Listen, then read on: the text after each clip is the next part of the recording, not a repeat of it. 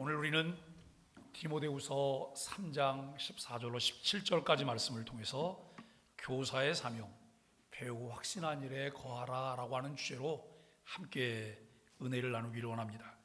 한 사람의 확신이 세대를 만듭니다. 우리는 모두 기억합니다. 우리 인생을 바꿔놓은 누군가의 가르침, 어머니 무릎에서 들었던 성경 이야기, 주일학교 선생님의 다정한 눈빛, 삶의 방향을 바꾼 목사님의 한 문장, 이처럼 한 사람의 신실한 가르침과 확신은 다음 세대의 신앙과 삶에 깊은 영향을 미칩니다. 오늘은 교사주일로 지키는 주일입니다. 하지만 이 설교는 주일학교 교사만을 위한 것이 아닙니다. 말씀을 배우고 나누며 살아내는 모든 이들, 부모, 목자, 동역자, 모든 성도들에게 주시는 하나님의 부르심이라는 것을 마음에 두시고 함께 말씀을 나누게 되기를 바랍니다. 사도 바울은 디모데에게 이런 권면을 합니다. 너는 배우고 확신한 일에 거하라 그래요. 너는 배우고 확신한 일에 거하라. 여기서 핵심은 거한다고 하는 말입니다. 이 거하라고 하는 이제 원어의 의미는 머무르다, 지속적으로 살다, 머물게 하다, 확고히 붙잡다라고 하는 의미가 있습니다. 단순히 지식이나 기억에 머무는 것이 아니라 삶의 자리와 중심을 말씀 위에 두는 것을 뜻하고 있습니다. 거하라고 하는 이 명령으로 되어 있어서 지속적이며 능동적인 순종을 요구하고 있다는 거예요. 잠시 머무는 것이 아니라 지속적으로 머물어야 하고, 이것은 타의에 의해서 강제를 해서 오는 것이 아니라 능동적으로 자발적으로 순종하는 그런 모습을 말하고 있습니다. 예수님은 요한복음 15장 포도나무 비유에서 내 안에 거하라, 나도 너희 안에 거하리라고 말씀합니다. 내 안에 거하면 사람이 열매를 많이 맺나니 나를 떠나서는 아무것도 할 수 없음이라 라고 말씀을 하셨습니다. 거한다고 하는 것은 단회적인 지식이나 일시적 감정의 반응이 아닌 말씀의 진리를 삶의 기반으로 삼고 계속 붙들며 살아가는 자세를 의미한다는 것이죠. 교사는 배운 말씀을 일회성으로 전하는 것이 아니라 자신이 거하고 있는 진리를 삶으로 전하는 사람입니다. 여러분, 한 번 설교하는 것은 쉬워요. 스피치를 잘하면 한 번 설교는 사람들에게 강한 임팩트를 줄 수 있어요. 그런데 긴 기간 동안 설교를 하는 것은 설교 내용이 아니라 그 사람의 인격과 삶이 설교와 함께 조화를 이루어서 어떻게 나오느냐이기 때문에 설교가 어렵다라고 하는 것을 생각하게 돼요. 그래서 여러분, 설교는 무엇으로 들어요? 설교는 귀로 듣는 게 아니에요. 설교는 마음으로 듣는 것도 아니에요. 설교는 관계로 듣는 거예요. 관계가 잘 만들어지면 설교 말씀이 솔솔 잘 들려와요. 내 마음에 새겨져요. 그리고 여러분, 그 말씀대로 살아보려고 애를 쓰기도 해요. 그런데 관계가 뒤틀어져 있으면 아무리 멋진 설교, 귀한 설교를 해도 우리 귀에 들려오지 않아요. 내 마음에 담기지도 않는다라고 하는 것을 생각합니다. 여러분, 기독교 교육의 정체성과 사명에 대해서 혹시 생각을 해보신 적 있으신가요? 오늘날 세상은 지식과 능력을 추구해요. 좋은 학교, 좋은 직장, 성공적인 삶. 그러나 기독교 교육은 다른 길을 걷습니다. 성경은 능히 너로 하여금 그리스도 예수 안에 있는 믿음으로 말미암아 구원에 이르게 하는 지혜가 있게 한다고 디모데후서 3장 15절에서 말씀하고 있습니다. 성경은 능히 있게 한다라고 말해요. 능히 있게 한다. 여기 능이라고 하는 이 낱말에는 할 수 있다, 가능하게 하다, 능력을 갖추다라는 의미가 담겨 있어요. 하나님 말씀 자체가 뭘 할 수 있을까? 요즘 사람들이 하나님 말씀 듣는 것도 별로 좋아하지도 않고 관심도 별로 없는데 그 말씀이 뭘 할 수 있을까? 그런데 하나님은 그 말씀이 능히 할 수 있다는 거예요. 능히 할 수 있다. 그 말씀에 능력이 갖추어져 있다라고 하는 말씀을 하고 있습니다. 성경은 단순한 가능성이 아니라 실질적으로 그 일을 할 수 있는 능력과 효력을 가진다는 선언이기도 합니다. 성경은 사람을 구원에 이르게 할 실제적인 능력을 가진 하나님의 말씀입니다. 여러분도 그렇게 믿으세요? 우리가 조금 전에 203장 찬송을 했어요. 하나님의 말씀은 이렇고 이렇고 이렇고 그러면서 여러분 우리가 4절까지 찬양을 했어요. 노랫말을 한번 잘 생각해 보세요. 우리 한국 사람이 작곡한 곡이어서 우리가락으로 된, 들으면 그냥 어깨가 이렇게 흔들리는 여러분 그런 곡이에요. 그런데 곡도 좋지만 노랫말을 보면 하나님의 말씀이 어떤 역할을 하나, 하나님 말씀이 무엇인가를 우리에게 선명하게 전달해 주고 있음을 알게 됩니다. 로마서 1장 16절에서 바울은 복음은 모든 믿는 자에게 구원을 주시는 하나님의 능력이 된다라고 선포합니다. 사도행전 20장 32절에는 그 말씀이 너희를 능히 든든히 세운다라고 말을 해요. 바울이 이제 예루살렘으로 가면서 그가 이제 마지막 고별 인사를 에베소 교회에서 하는 거예요. 장로님들에게 하는데 그 에베소 교회와 그 성도들을 무엇에게 부탁하냐면 그 말씀께 부탁을 해요. 그 말씀, 하나님의 말씀에 여러분 교회와 성도들을 부탁해요. 왜 그럴까요? 말씀은 능히 모든 일을 다 할 수 있기 때문에. 저는 이 부분을 늘 여러분 이렇게 강조해요. 성경에 무엇이 있다고요? 길이 있다고요. 성경에 답이 있다고요. 그런데 여러분 교회를 다니지만 성경을 덮어놓고 다니는 사람은 길도 못 찾아요. 답도 없어요. 그렇기 때문에 매일매일 방황하고 다닐 수밖에 없어요. 우리는 성경에 길이 있으며 성경에 답이 있다는 사실을 늘 명심하시고 그 말씀에 붙들리게 되기를 바랍니다. 성경은 단순한 고전이나 교훈서가 아니라 믿음을 통해서 사람의 영혼을 구원에 이르게 하고 변화시키는 하나님의 실질적인 능력입니다. 따라서 교사로 부름받은 우리는 이 말씀을 다룰 때 단지 가르치는 기술이나 이론으로 다루는 것이 아니라 하나님의 구원의 도구로 믿고 전해야 되는 것입니다. 기독교 교육의 목적은 지식 이전의 지혜, 성공 이전의 구원, 능력 이전의 온전함이라는 사실을 우리는 마음에 둬야 합니다.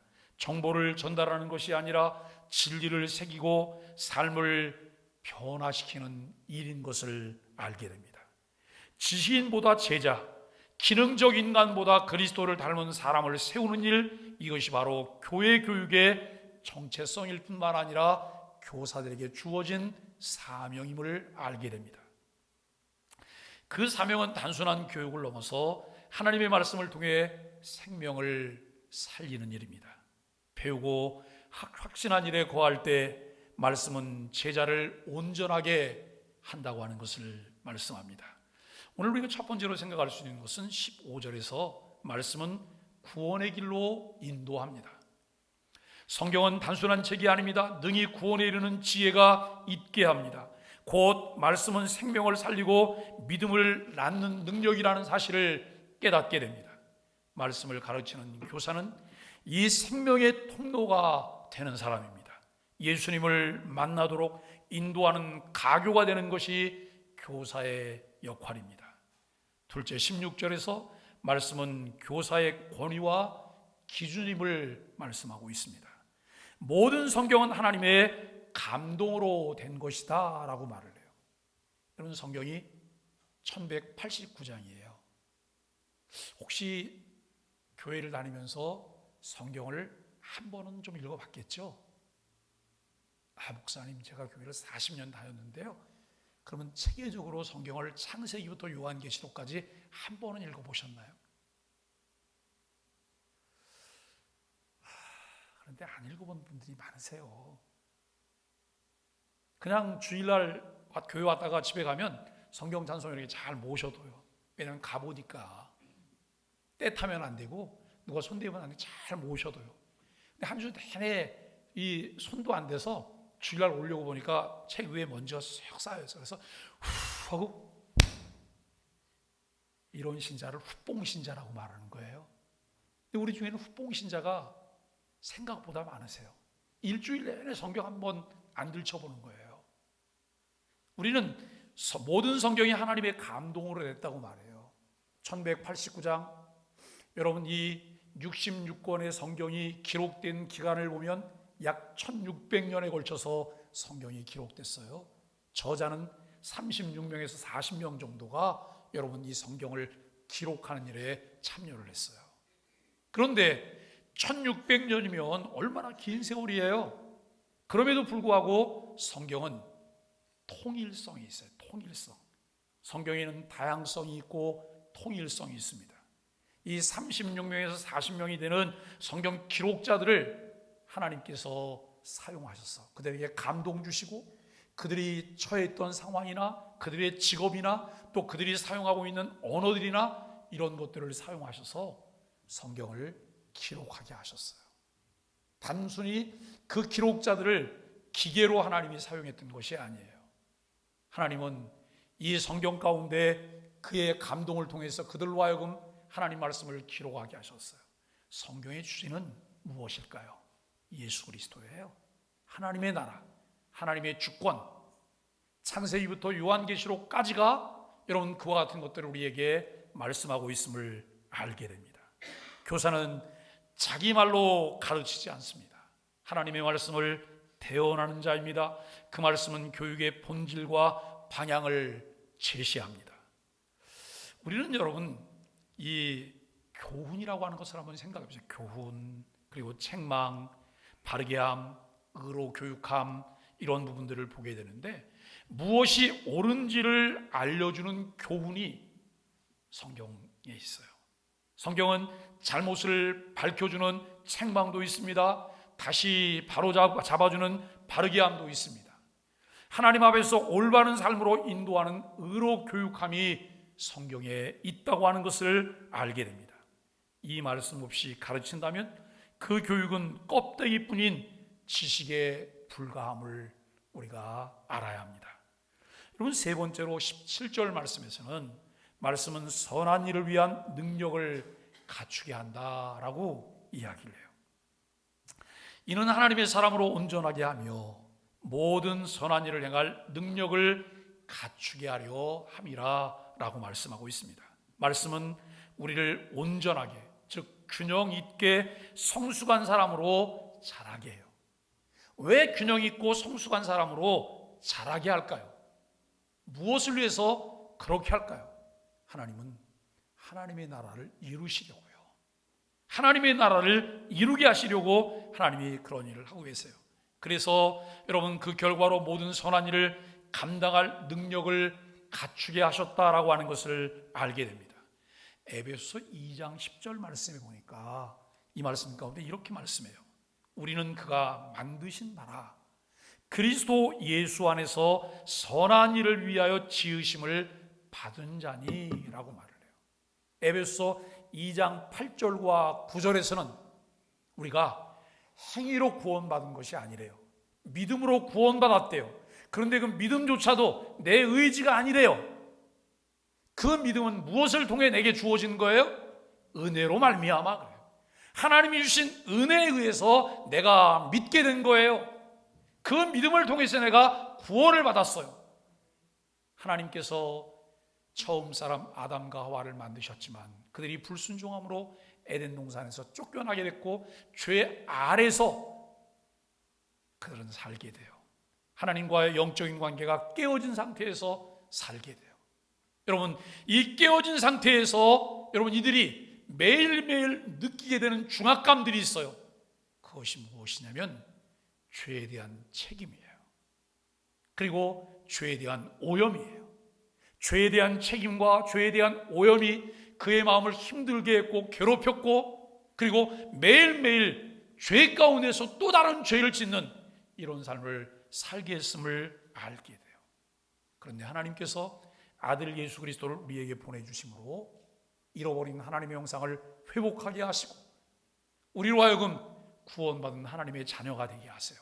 예수 그리스도를 주로 믿고 고백하게 될 때 죄에 대한 책임이 우리에게서 해결이 되어져요. 그래서 우리는 그리스도 안에서 자유함을 얻게 되는 거예요. 그리스도 안에 있는 자는 결코 정죄함을 받지 않게 된다고 하는 말씀이에요. 그런데 이상한 것은 분명히 예수 그리스도를 주로 믿고 고백해서 내가 죄에 대한 책임도 벗어났고 이제는 구원받은 자가 되었는데 삶을 보면 여전히 뭘 하고 있어요? 죄를 짓고 있어요. 남을 미워해요, 시기해요, 질투해요. 그리고 내 마음에 탐욕이 가득해요. 왜 그럴까요? 죄에 대한 책임 문제는 그리스도께서 단번에 해결하셨지만 우리 안에 남아있는 죄의 찢기 오염 문제는 해결이 되지 않았다는 거예요. 이것을 해결할 수 있는 방법은 점진적 성화의 방법이에요. 점진적 성화의 방법. 연약함을 하나님 앞에 인정하며 하나님의 은혜와 도움이 아니면 내가 점진적으로 성화될 수 없다는 사실을 우리는 인정해야 될 것입니다. 바울이 그런 말을 해요. 오호라 나는 곤고한 사람이로다. 이 사망의 몸에서 누가 나를 건져내랴 그래요. 좀 신앙생활을 잘하려고 애를 쓰고 좀 은혜 받고 그러면 우리 마음 가운데 여러분 이 불일듯 일어나는 게 있어요. 그것이 뭐냐면 말씀대로 잘 살아보려고 선하게 잘 살아보려고 하는 강한 의지들이 일어나요. 그런데 여러분 의지가 일어나면 일어날수록 우리는 곧 넘어지고 쓰러지는 우리의 연약함을 발견해요. 그걸 보면서 좌절하죠. 난 틀렸나 봐. 나는 안 되나 봐. 당연히 안 되죠. 그럼에도 불구하고 하나님이 우리 손을 붙잡고 계세요. 그래서 우리에게 늘 필요한 것이 무엇일까요? 그리스도의 장성한 분량에까지 자라가는 구주 예수 그리스도의 은혜 아래서 우리가 자라가는 지속적인 성장이 우리에게 필요해요. 여기 우리는 그가 만드신 바라 그리스도 예수 안에서 선한 일을 위하여 지으심을 받은 자니라고 말씀하고 있는데 우리는 말씀으로 온전해지고 그 온전함은 선한 삶의 열매로 증거가 된다고 하는 것을 알게 됩니다. 선한 일을 잘할 수 있는 사람들이 꽤 많죠. 우리 선한 일 잘하시잖아요. 난 관심이 많아요. 난 그런 일을 좋아해요. 그래요. 그런데요, 사람은 탐욕덩어리예요. 하나님께서 상실한 마음대로 그냥 내버려 두잖아요. 그러면 우리는 매일매일 죄에 합당한 일만 하게 되는 거예요. 그러나 하나님께서 우리로 그리스도 안에서 새 사람 되게 하시고 이제 전에는 어둠의 자녀였지만 이제는 빛의 자녀가 되어서 하나님과 함께 동행할 수 있는 길로 인도하세요. 이것을 통해 우리가 함께 갖게 되는 것이 무엇일까요? 하나님과 같은 방향을 바라보면서 선한 일에 관심을 두게 돼요. 그 일에 마음을 두게 되고 그 일을 위해서 내 마음을 쏟아붓기 시작합니다. 우리들의 간절한 소망이 있습니다. 교회만 다니지 않고 교회가 되어서 하나님의 기쁨이 되는 것입니다. 여러분도 그러시죠? 저만 그런 거 아니죠? 우리 모두가 교회만 다니지 않고 내가 교회가 되어서 하나님의 기쁨이 되기를 원하시잖아요. 건강한 성도, 건강한 교회가 되어야 합니다. 건강한 성도, 건강한 교회는 균형 있는 5 기둥 위에 세워지게 됩니다. 여러분, 예수 그리스도의 복음은 교회의 본질이에요. 모든 사역의 기초일 뿐만 아니라 핵심 가치입니다. 건강한 교회는 이 복음 위에 다음에 5개의 기둥을 균형 있게 세움으로써 온전한 공동체로 자라가게 됩니다. 첫째는 예배라고 하는 기둥이에요. 건강한 교회의 심장이라고 말할 수 있어요. 예배가 살아있을 때 내 영적인 생명이 심장이 제대로 박동하고 있는 거예요. 예배는 교회 공동체가 하나님 앞에 서는 가장 기본적인 행위이며 믿음의 심장 박동입니다. 예배를 통해 우리는 하나님의 임재를 경험합니다. 하나님의 주권과 은혜에 대한 응답으로 삶을 드리게 됩니다. 예배 없는 삶, 삶이 없는 예배는 방향이 잃은 배와 같고 호흡 없는 영혼과 같습니다. 건강한 성도, 건강한 교회는 심장박동이 자연스럽고 힘차게 되어야 합니다. 여러분이 예배라는 말을 들을 때 그 예배라는 말은 나에게 기쁨입니까? 아니면 고역입니까? 의무입니까? 특권입니까? 예배라는 말을 들을 때 여러분 내 심장이 더 빠르게 뛰어야 돼요. 두 번째는 교육이라고 하는 기둥인데요, 변화된 삶을 위한 양식이 교육입니다. 교육은 단순한 지식 전달을 넘어서 말씀의 뿌리를 내리고 삶이 변화되도록 돕는 제자도의 여정입니다. 성경은 성도를 진리 가운데 이끌고 삶의 기준과 방향을 제시할 뿐만 아니라 신앙의 뿌리를 깊게 내리게 합니다. 건강한 교회는 말씀 중심의 교육을 통해 모든 성도를 세워가게 됩니다. 제자는 태어나는 것이 아니라 훈련으로 만들어집니다. 헬릭슨이라는 분이 이런 제목의 책을 하나 썼어요. 제가 청년 때 이 책을 봤는데 늘 이 제목이 머릿속에 남아있어요. 제자는 태어나는 것이 아니라 훈련으로 만들어진다. 세 번째는 교제입니다. 그리스도의 몸으로 하나 되는 공동체를 이룰 수 있는 방법이죠.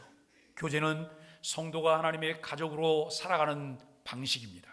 단순한 만남이나 친목을 넘어서 서로의 삶을 나누고 짐을 함께 지며 위로와 격려로 세워주는 관계가 교제를 통해 만들어집니다. 진정한 교제는 고립된 신앙을 공동체적 신앙으로 전환시키는 통로가 된다는 거예요. 자, 여러분, 제가 지금 5개의 기둥을 소개하고 있어요. 5개의 기둥을 소개하고 있는데 여기서 정말 중요한 것은 뭐냐면 5개의 기둥이 있는 것 중요하지만 균형이 있느냐라고 하는 거예요. 균형이 있느냐. 그런데 꽤 많은 분들이 영적 생활은 열심히 하세요. 교제가 안 돼요. 공동체가 형성이 되질 않는 거예요. 그래서 나만의 신앙으로, 고립된 신앙으로 머물게 돼요. 이 신앙을 저는 수도원 신앙이라고 말을 해요. 여러분, 수도원 신앙도 필요하지만 시장 신앙도 필요해요. 우리가 여러 사람과 교제하는 이 교제가 필요하다고 하는 거예요. 그런데 목장을 하다 보니까 늘 목장원들의 바람이 있어요. 목사님, 내년에 목장 어떻게 짜요? 왜요? 무슨 일에 관심이 있는데요? 좀 다 알고 있죠. 우리 그대로 그냥 갔으면 좋겠어요. 교회 망하자는 얘기예요, 여러분. 예? 교회 망하자는 얘기예요. 매일 똑같은 사람끼리 일어나서 다른 사람이 유입되지도 않아요. 어느 교회는 교회가 30명 정도 모인대요. 새 신자가 오는 걸 싫어한대요. 목사님은 매일매일 전도합시다 뭐 이야기를 하는데 교인들은 새 신자가 오는 걸 싫어하고 목사님에게도 노골적으로 말하는데, 목사님 그 새 신자 오는 걸 얘기하지 말라고. 낯선 사람 오면 우리 분위기 깨진다고. 여러분, 교회의 목적과 자신이 지향하는 게 다르잖아요. 우리가 이 목장을 통해 교제한다고 하는 것은 그 목장을 통해서 하나님의 말씀을 깊이 있게 나누는 거예요. 내 삶이 하나님 말씀화되도록 여러분 이끌어주는 그런 교제의 장이에요. 그리고 내년에는 조금 더 폭을 넓혀서 다른 목장에 있는 분들과 또 뒤섞이면서 이런 목장이 편성이 돼야 돼요. 혹시 우리들 마음에 나는 요 목장에만 있어야 된다고, 요 목장은 항상 우리 목자여야 된다고 말하는 분이 계시면 내년부터는 이걸 요즘 여러분 그 입 다물라라고 하는 말로 하더라고요. 그걸 내려놓으셔야 돼요. 왜냐하면 교회는 나만을 위한 교회가 아니에요. 교회의 존재의 목적 중에 하나가 이웃을 위하여요. 타인을 위하여. 네 번째는 섬김과 봉사입니다. 주님의 발자취를 따르는 실천인데요, 섬김과 봉사는 교회의 존재 방식이자 복음의 실천입니다. 그런데 어느 순간 교회가 이걸 놓쳐버렸어요. 이거 누가 가져갔어요?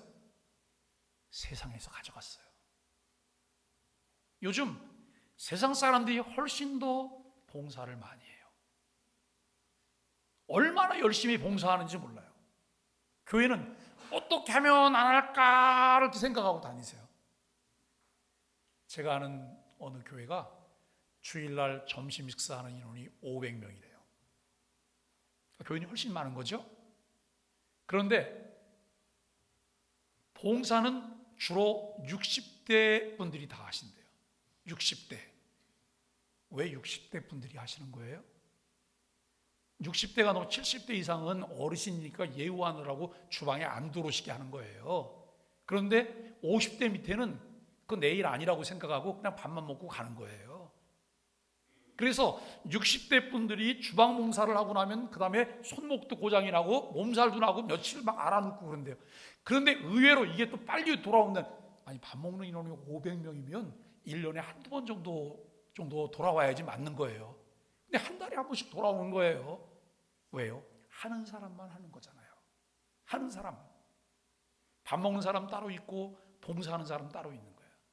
이거는 누가 시켜서 당번이 되었기 때문이 아니에요. 차원에서 자발적으로. 왜요? 이것은 특권이니까요. 그럼 봉사가 특권이라고 믿으세요? 아유, 목사님께 무슨 봉사가 특권이에요? 의무죠, 의무, 고역이죠. 네? 봉사와 섬김은 특권이에요. 예수님께서 친히 종의 모습으로 오신 것처럼 교회도 이웃과 세상을 향해 자기를 내어주는 자세를 취해야 합니다. 모든 성도는 하나님께서 주신 은사로 섬기도록 부름받았습니다. 그 섬김을 통해 그리스도의 사랑이 세상에 드러납니다. 다섯 번째는 전도와 선교지요. 멈출 수 없는 대위임 명령의 순종입니다. 전도와 선교는 교회가 세상 속에서 감당해야 할 복음의 외부 확장입니다. 예수님께서 마지막으로 명하신 가서 제자 삼으라는 말씀은 단회적 사명이 아니라 교회가 지속적으로 순종해야 할 명령이에요. 요즘은 교회 교육도 놓쳤습니다. 전도도 놓쳤어요. 선교도 많은 부분 놓쳤어요. 이제는 나가서 전도하려고 여러분 물티슈나 뭐 이렇게 전도용품 들고 나가잖아요. 사람들 저기서 보고 이렇게 돌아가요. 안 부딪히려고 그래요. 안 받고 싶다 그래요. 저희는 여기 정자에 바구니를 걸어놓고 물티슈를 가져다 놓으면 다 가져가요. 근데 여러분, 내가 전달해줘서 그거를 받아가나 본인들이 필요해서 가져가서 쓰는 건 다 똑같아요. 어떤 분은 몇 개씩 가져간다고 그 담당하는 분들이 그 또 좀 걱정을 해요. 몇 개씩 가져가 다 없어진다. 그럼 여러분, 우리 이거 보관하고 싸두려고 준비하는 건 아니잖아요. 누군가 가져가는데 이분들이 혼자 다 쓸 건지 누굴 나눠. 근데 물티슈도 오랫동안 보관하면 못 쓰게 되는 거 아시죠? 지혜 있는 사람은 다 나눠주는 거예요. 네? 그러니까 우리가 전달해 주는 건 안 받아도 이 사람이 전해주는 건 하나씩 다 받아요. 근데 여러분, 정말 중요한 것은 뭐냐면 전도와 선교를 할 수 있는 베이스를 잘 만들어 가는 거예요. 이미지가 나쁘면 전도가 안 되잖아요. 전도하면 조롱하고 비난해요. 그런데 우리가 여러분 늘 좋은 관계 속에서 교회가 교회로서 역할을 다하면 사람들이 교회가 들려주려고 하는 이야기를 듣고 싶어 해요. 들으려고 해요. 그리고 호감을 갖고 관심 가지고 여러분 듣게 된다고 하는 것이죠. 가서 제자 삼으라고 하는 이 말씀이 단회적 사명이 아니라는 거예요. 건강한 교회는 지역과 열방을 향해 복음을 나누며 하나님 나라가 확장되도록 헌신합니다. 이 5개의 기둥은 각각의 의미를 지니고 있어요. 복음의 중심 안에서 유기적으로 연결이 되어 있다라고 하는 것입니다. 예배는 방향을 세웁니다. 교육은 깊이를 더합니다. 교제는 공동체를 이루게 되고 섬김은 손과 발이 되며 선교는 경계를 넘어 나아가게 합니다. 이 가운데서도 교육은 각 기둥을 복음의 진리로 연결하는 중심축으로서 제자된 성도를 자라게 하고 교회를 견고하게 세웁니다. 이 일을 위해 어떤 사람은 사도로, 어떤 사람은 선지자로, 어떤 사람은 복음 전하는 자로, 어떤 사람은 목사와 교사로 삼으셨습니다. 그 이유는 성도를 온전하게 하여 봉사의 일을 하게 하며 그리스도의 몸을 세우게 하심이라 라고 말씀하고 있습니다. 복음 위에 5개의 기둥이 조화를 이룰 때 교회는 온전하고 역동적인 공동체로 자라날 수 있습니다. 이 세상 속에서 빛과 소금의 사명을 충실히 감당하게 된다는 말씀입니다. 사랑하는 소망의 가족 여러분, 이와 같은 말씀을 근거로 우리 소망의 교회를 바라봅니다. 우리 교회는 공사 중이에요. 아직 기초공사를 하고 골격을 세우고 있어요. 이 일을 설계하신 이가 예수 그리스도이십니다. 이 일을 진행하시고 완성할 이도 예수 그리스도이신데 여러분 그렇게 믿으세요? 그래서 기다리는 거예요. 그분과 함께 동역하기 위해서, 그분께서 어떻게 이끌어 가실지를 바라보면서 그 일에 순종하며 기다리고 주님을 쫓아갑니다. 우리는 다만 이 일에 부름받은 청지기로 배우고 확신한 일에 거하며 하나님의 은혜가 이끄는 대로 능동적으로 순종하는 자녀들이 되기를 원합니다. 우리는 배우고 확신한 진리에 거하라는 부르심을 받았습니다. 그 부르심은 단지 말씀을 아는 것이 아니라 그 말씀을 삶의 중심에 심고 열매를 맺는 것입니다. 천천히 꾸준히 계속 하나님의 말씀을 배우며 확실한 일에 거할 때 그 말씀이 우리를 온전하게 하며 선한 일을 맺게 합니다. 우리는 선한 일을 위해 지음받았습니다. 그 선한 일은 하나님께서 예비하신 길입니다. 교사의 사명은 단지 가르치는 것이 아니라 삶을 변화시키는 말씀으로 제자를 세우는 일입니다. 부모, 목자, 교사 여러분, 오늘 다시 이 부름 앞에 서십시오. 말씀 안에 거하십시오. 그 말씀이 능히 모든 일을 이루십니다. 그 말씀으로 세대를 세우십시오. 그 말씀의 능력으로 세상을 바꾸는 소망의 가족들이 되시기를 예수 그리스도 이름으로 간절히 축복합니다.